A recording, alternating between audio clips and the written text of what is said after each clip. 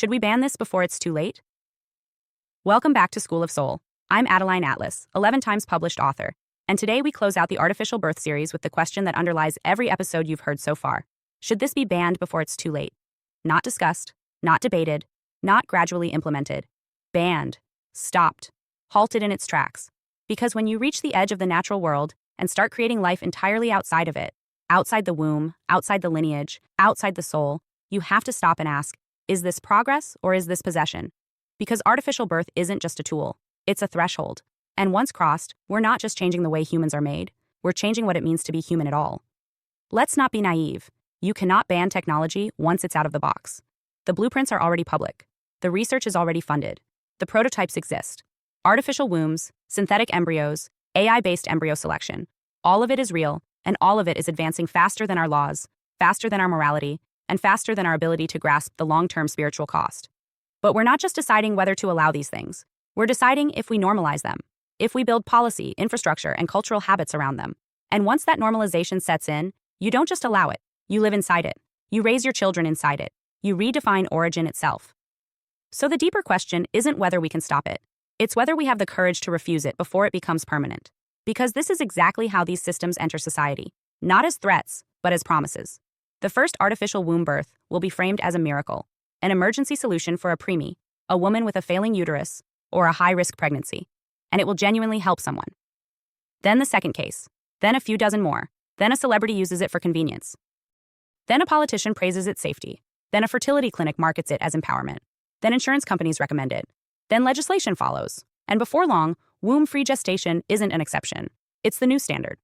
Natural pregnancy becomes outdated, messy, risky, and then discouraged, maybe even taxed, maybe even outlawed in some scenarios. That's how control works. Not through force, through structure, through systems that quietly penalize your choice to stay human. It won't look dystopian, it will look sleek, branded, eco-friendly, progressive. But behind the screen, life will no longer come from the dark mystery of the womb. It will come from glass tanks, from bioreactors, from companies, from programs that treat human life as a product pipeline, carefully screened, monitored, enhanced, standardized. And once enough children are born this way, the rest, those born through the old process of intimacy, chaos, surprise, will begin to feel like the minority, like relics of a primitive age. And that's where the real danger lies.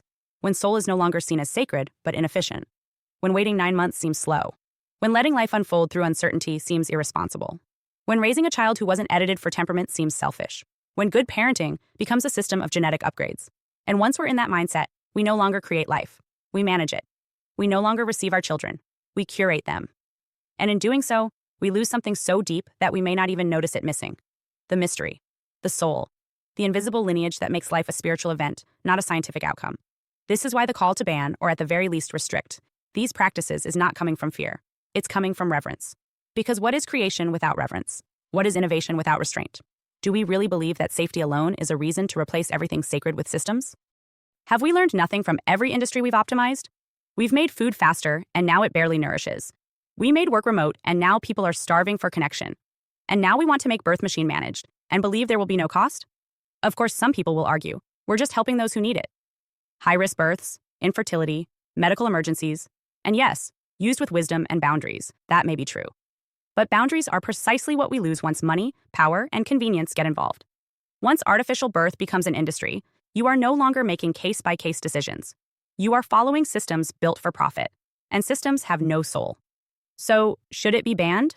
Fully? Maybe not. But if we don't radically limit where this is going, if we don't install spiritual and ethical firewalls now, we will cross a line we cannot uncross. This is the final moment where humanity still has a say, not in the labs, not in the tech, but in the culture, in the conscience, in the consent of the people who must live with what these systems create. We need spiritual leaders, not just scientists. We need ethicists who speak in soul, not just in survival. We need parents, teachers, philosophers, and healers in the room when policy is drafted, not just biotech investors. Because this is not just about how to grow life. It's about whether that life still belongs to God or to code. And most of all, we need to ask ourselves, before it's too late, what kind of world we want to leave for the next generation.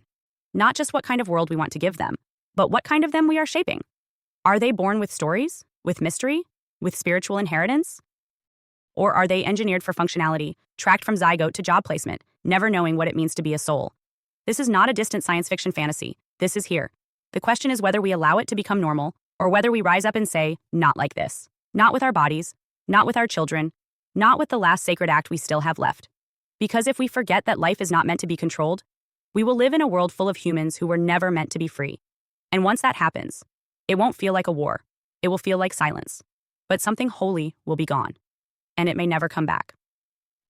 Hi, I am Adeline Atlas, 11 times published author, and SOS School of Soul has a brand new series, the AI and Future Technology series. Look, you know the world is changing, and no, it's not going back to normal. Normal is over, and what's coming next is beyond anything we were prepared for. The School of Soul, AI and Future Technology series includes 319 videos on 1. The Download Society, How Data Has Replaced Destiny. 2. Predictive Future, Your next moves aren't random, they're forecasted. 3. Social Credit Systems, The Behavioral Economy Now Governs Access. 4. Hive Mind, Synthetic Telepathy and Collective Algorithmic Control. 5. Nanobots Inside You, Medical, Military, and Programmable Intrusions. 6. Grief Tech, AI-Fueled Digital Resurrection and Simulated Comfort. 7. Uploading Your Mind, Consciousness Transfer and Data-Based Identity. 8.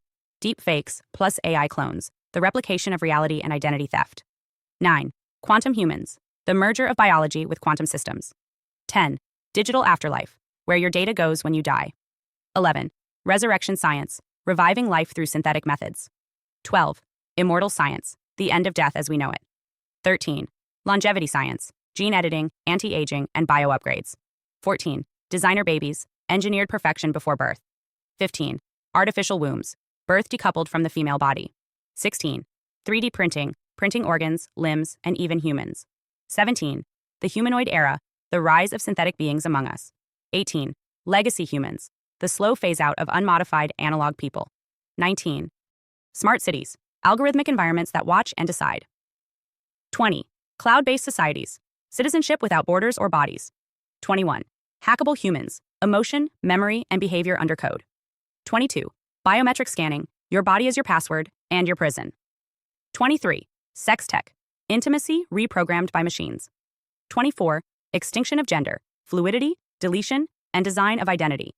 Every topic is fully explored with real-world technologies, patents, case studies, ethical analysis, and future forecasts. These aren't someday discussions. This is already happening. Join the SOS School of Soul Vault to overstand the future before it's implemented on you.